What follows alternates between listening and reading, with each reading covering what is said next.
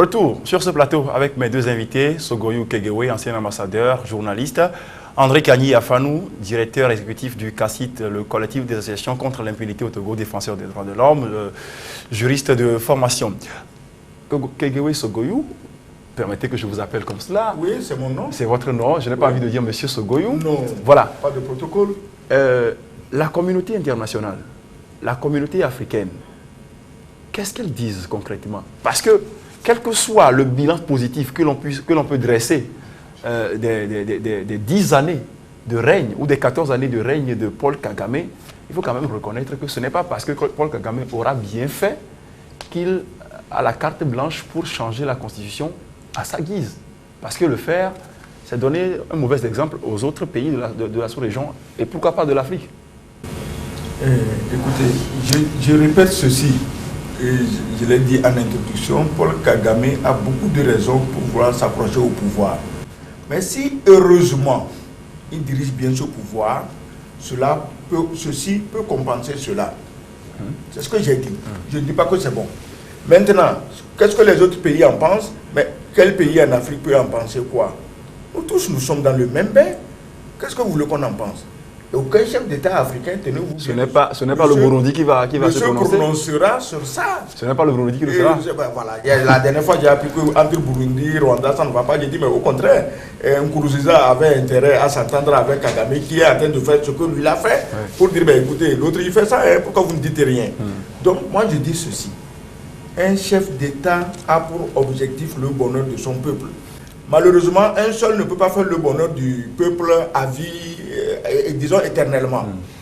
Si Kagame, qui dirige le Rwanda, en réalité, comme vous l'avez souligné, depuis 1994, s'accroche encore, je l'ai dit, il a des motifs personnels.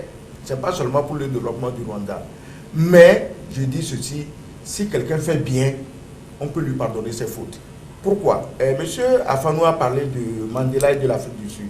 Mais pourquoi Mandela est cité comme exemple aujourd'hui partout? Parce que Mandela, c'est 27 ans de bagne à Robben Island, où il cassait les cailloux matin, midi, soir. Exact. Et ce n'est même pas ça. Pendant qu'il y était, les massacres dont ont été victimes ces militants, aussi bien en Afrique du Sud que dans les pays voisins, le régime de l'apartheid envoyait assassiner des gens en Zambie, au Mozambique et partout.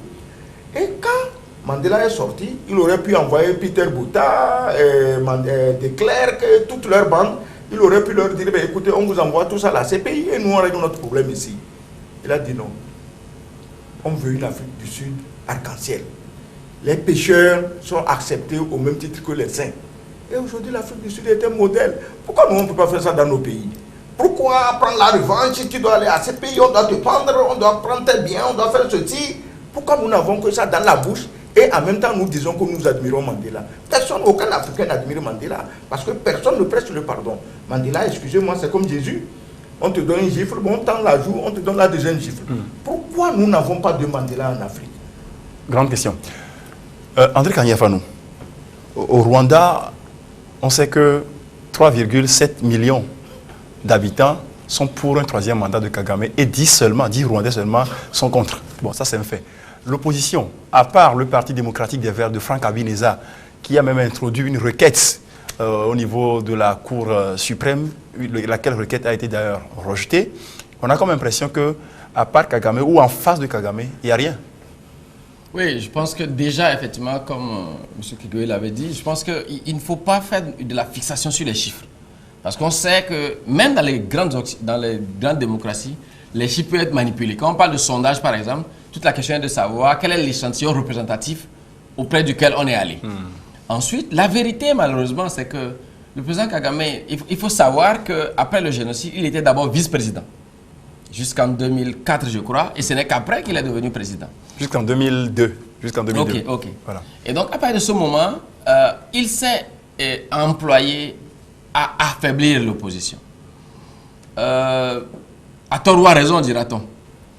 Mais il me semble que de façon plus générale, ce qui n'est pas un bon signal, et que nous, en tant qu'observateurs, parce que le Rwanda, effectivement, c'est très loin de nous, en même temps, nous suivons l'actualité là-bas, ce qui n'est pas un bon signal, c'est le fait qu'on puisse présenter des individus comme étant un peu les super saints, les super sauveurs des nations. À part eux, il n'y a plus personne. Parce que voyez-vous, qu'on le veuille ou non, le bon Dieu qui nous a donné la vie appellera tôt ou tard chacun d'entre nous.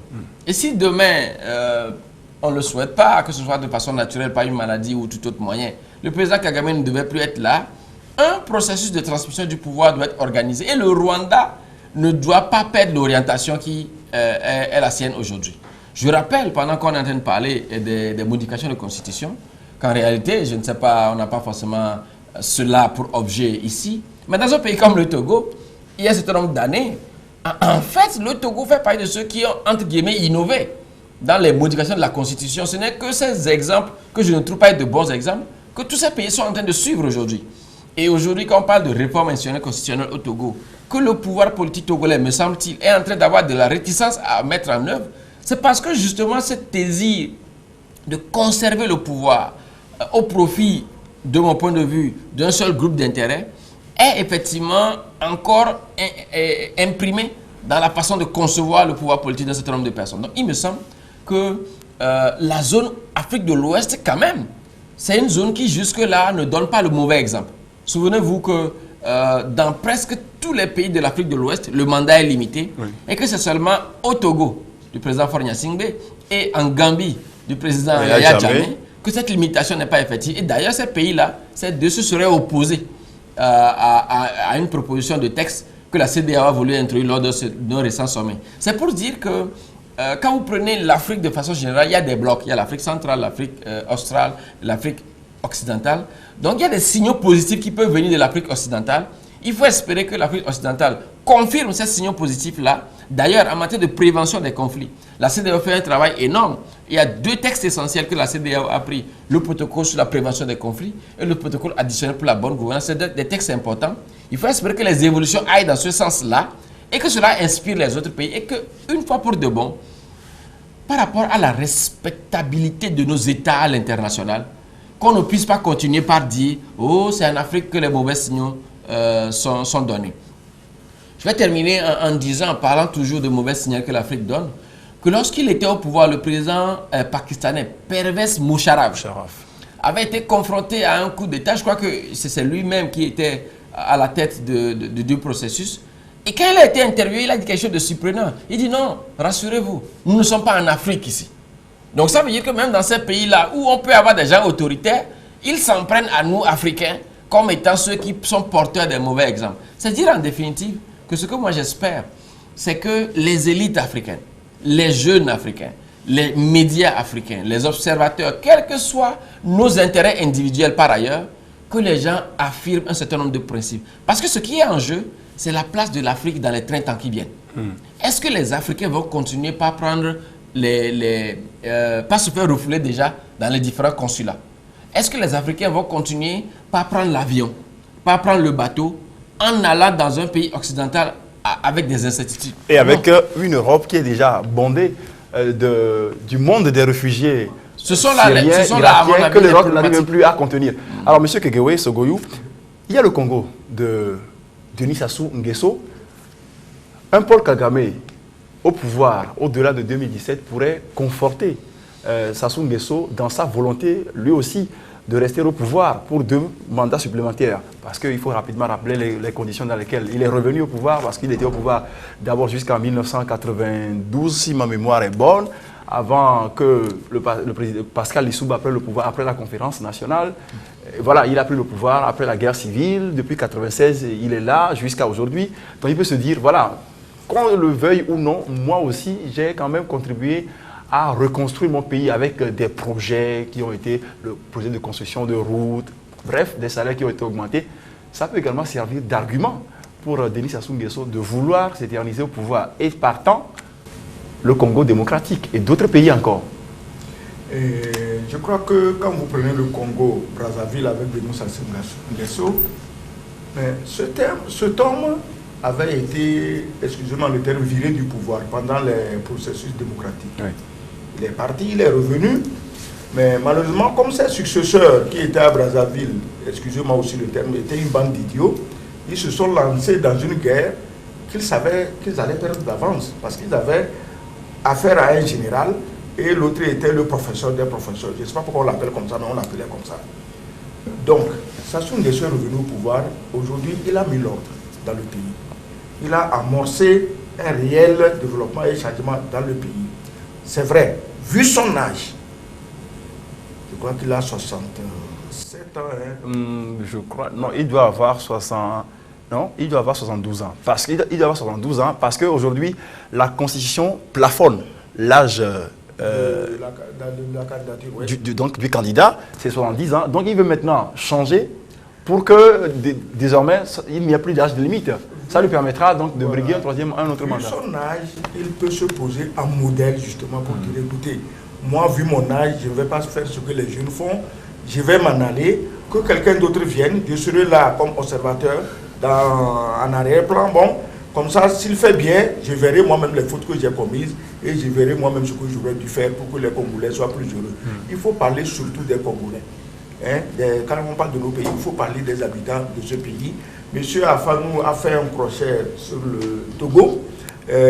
J'aurais aimé que cela fasse l'objet d'un débat. Peut-être prochainement. Oui, oui, pour que ceux qui sont, disons, directement ou indirectement indexés soient sur le plateau, pour qu'on voit en fait au Togo qui veut la modification de la Constitution. Et ceux qui veulent cette modification, quels moyens ils se donnent. Parce que moi, dans ce pays où je vis, on ne parle de ça qu'à 2 ou 3 jours des élections. Quand les élections passent, tout le monde est content, tout le monde il est sage, Constitution, on s'en fout. On a des petites baronnies acquises, on est directeur de ceci, député de cela, on touche les primes, on est content. Constitution. Bon, ça aussi, c'est la politique togolaise. C'est la politique togolaise. Donc j'aimerais que sur un débat comme ça, qui est sur ce plateau, quelqu'un qui est pour la révision de la Constitution et quelqu'un qui ne serait pas. Or, je ne connais aucun Togolais qui est contre les révisions constitutionnelles et institutionnelles. C'est du droit, il faut l'appliquer. Mais quand on en fait la politique et du sectarisme, surtout de la politique sectaire, on n'obtiendra jamais rien. Alors, André Kagny-Afanou au Congo, Denis Sassou Nguesso veut rester au pouvoir parce que peut-être lui aussi il a des choses à se reprocher, notamment par exemple, l'affaire des étudiants du Biche, les exactions extrajudiciaires, tout ça là, les biens mal acquis dans lesquels la famille ou le clan Sassou Nguesso est impliqué. Voilà autant d'éléments aussi qui pourraient déterminer le monsieur à ne jamais quitter le pouvoir, du moins à y rester encore pour quelque temps. Oui, vous savez, que ce soit au Congo, au Rwanda, quel que soit le pays, au Togo, vous savez, le pouvoir corrompt, le pouvoir absolu corrompt absolument. C'est un célèbre auteur qui a dit ça. Quand vous êtes au pouvoir, pendant un certain nombre d'années, et qu'au surplus, les mécanismes de contradiction interne n'existent pas. Le principe de séparation de pouvoir ne se traduit pas dans les faits. Donc vous avez l'impression que vous avez un boulevard et que vous pouvez faire de ce boulevard-là ce que vous voulez. Et d'ailleurs, quand vous amenuisez les marges de manœuvre de l'opposition, vous en arrivez alors à penser que vous êtes un dieu, alors que la perfection n'existe que normalement au paradis. Donc à partir de ce moment, je pense que tout ce que les démocrates africains et même internationaux doivent souhaiter, tout ce que les observateurs avisés doivent souhaiter pour le Congo, c'est que la tentative du président Sassou Nguesso fasse face à un échec cuisant. D'ailleurs, il faut se réjouir que récemment, lorsqu'il a annoncé qu'il allait modifier la Constitution, il y a eu des Congolais qui sont rentrés dans la rue en un nombre inestimable. L'autre élément, c'est que j'ai suivi un peu un de ces porte-parole du gouvernement sur une chaîne française qui essayait de défendre un peu ce qui se passe au Congo. Et je pense que les hommes politiques, des fois, ils s'amusent avec l'intelligence de nos peuples. Ils viennent simplement dire que, contrairement à d'autres pays qui ont voulu passer par la voie de l'Assemblée nationale, lui, président du Congo, voulait faire un référendum. Or, tout le monde sait, encore une fois, qu'on peut manipuler les élections comme on veut. Donc, en amont, ce n'est pas au Congo qu'on va nous assurer que le référendum traduira véritablement la volonté du peuple. Et le président Sassou Nguesso, vous l'avez si bien dit, dans l'affaire des disparus du Beach, doit rendre des comptes. Dans l'affaire des biens mal acquis, déjà, heureusement d'ailleurs, il est en train de rendre des comptes. Et au Congo, on est dans un pays où, par exemple, le fils du chef de l'État n'hésite pas à avancer pour dire que le chef de l'État doit rester. Et d'ailleurs, lorsqu'il va partir, c'est eux en tant qu'enfants qui vont le remplacer. J'ai eu des indiscrétions, par exemple, qui m'ont fait dire que lorsqu'un chef d'État africain, je ne vais pas citer le pays, dont la Constitution ne limite pas le mandat, est allé au Congo, ben, un des enfants du président Sassou Nguesso lui a dit, mais il paraît que chez vous, la Constitution n'est pas limitée. S'il vous plaît, ne touchez pas ça. Ne touchez pas ça ni aujourd'hui, ni demain. Je sais aussi que dans notre pays, le Togo, lorsque le débat sur les modifications de constitution a été entamé l'année dernière, certains observateurs ont dit que des chefs d'État comme le président Sassou faisaient pression sur le chef de l'État togolais. Je ne sais pas si c'est vrai ou pas, pour que justement le chef de l'État togolais ne rentre pas dans cette logique qui consistait à modifier la Constitution dans le sens inverse. Parce que quand on parle de modification de la Constitution, il faut préciser à ceux qui nous observent depuis l'extérieur que la réalité togolaise, c'est que la Constitution limitait le mandat, que le président Yadema a modifié dans le sens... Ce n'est pas lui, c'est l'Assemblée nationale. Non, s'il vous plaît. Non, non. La réalité, c'est que c'est sous le président Yadema que ça a été fait. Mais d'un point de vue juridique, ce n'était pas lui qui a modifié. Oui, vous savez, la question du juridisme pose le débat sur la légalité et la légitimité. Très bien. Je crois qu'on aura le temps d'en parler dans 30 secondes. Oui. Vous savez, il y a des gens qui nous suivent. Quand nous disons qu'il y a une différence entre la légalité et la légitimité, on doit au minimum leur expliquer que la légalité, c'est que les lois peuvent être là, mais peuvent être de mauvaises lois. Oui. Et on va les appliquer. Les gens ne seront pas contents, on va les leur appliquer. Par contre, la légitimité voudrait que lorsqu'il y a une loi, que le peuple se retrouve dans cette loi et que le peuple soit content que la loi soit appliquée. C'est la différence que nous faisons. Et comme le disait Montesquieu, ce n'est pas parce qu'une chose est loi qu'elle est juste, mais parce qu'elle est juste, parce qu'elle est... C'est pas parce qu'une chose est loi qu'elle est juste, mais parce qu'elle est juste qu'elle doit être une loi. Alors, on a commencé par le Rwanda, c'est d'ailleurs le sujet. On finit par le Rwanda. On a comme impression, pas qu'on a impression, mais le constat est clair, c'est que dans la nature de l'homme, on copie facilement ce qui est mauvais. Mais pour suivre les bons exemples, on n'arrive pas. C'est vrai qu'on va dire, bon, Kagame va faire un 3e mandat, pourquoi pas moi? Mais ce que Kagame a fait dans son pays, pour son pays, de son pays, en termes de construction, les pères ou ses pères des autres pays d'Afrique, malheureusement, ne suivent pas cet exemple-là. Pourquoi? Oui, c'est pourquoi j'ai dit ici, tout le monde doit imiter les bons exemples. On doit imiter Mandela avec l'esprit du pardon. On doit imiter Kagame avec l'esprit du développement. Mais Mandela lui-même, malgré le fait qu'il était une véritable icône, à un moment donné, il a dit ça suffit, je m'en vais. Kagame aujourd'hui ne peut pas le dire parce qu'il y a trop de questions qu'on lui posera derrière lui. Je dis ceci, si nous voulons en Afrique qu'il y ait des alternances, ce n'est même pas un problème de constitution. C'est de rassurer les gens au pouvoir que si vous partez, on oublie tout. Il n'y aura pas de chasse aux sorcières. Il n'y aura pas de chasse aux sorcières. Et je vous dis que les gens du pouvoir, ils sont fatigués. Le pouvoir, ça fatigue. Moi, je gère juste ma famille de 2 ou 3 personnes, c'est pas facile. Donc, gérer un pays, c'est pas facile. D'accord. Il faut rassurer tout le monde. Compaoré est parti, Gengéré a essayé, il est parti. Il faut calmer le jeu. Nous, on est des démocrates. Ça veut dire que quoi? On respecte les opinions des autres, même de ceux qui ne pensent pas comme nous. On fait le pardon, table rase, et que désormais plus personne ne commence les mêmes bêtises. Et surtout, nous devons apprendre à quitter les choses avant que les choses ne nous quittent. Je pense. Merci beaucoup, monsieur André Kani Afanou. Sogoyou Kegeu, merci encore une fois. Merci. André Kani Afanou, merci d'être passé nous voir dans ce studio de New World Info. Merci à vous et félicitations pour tout le bon travail que vous faites. C'est donc la fin de ce numéro du débat du jour sur la chaîne New World Info. Restez des nôtres. Merci encore une fois. À très vite.